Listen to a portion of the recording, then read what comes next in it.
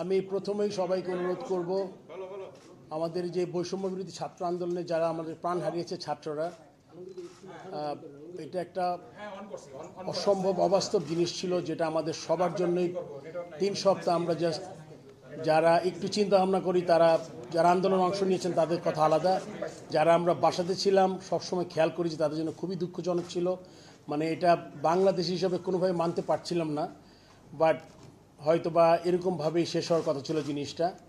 এই জন্য আমি সবাইকে অনুরোধ করব যে আমরা একটু দাঁড়িয়ে 1 মিনিট একটু সাইলেন্স করবো।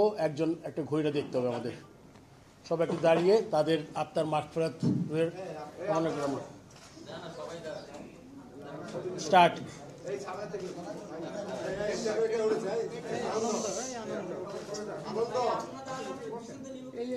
আনন্দ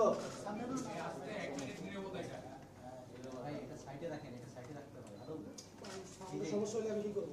কোনো সমস্যা নেই, আপনি আমারটা চালান।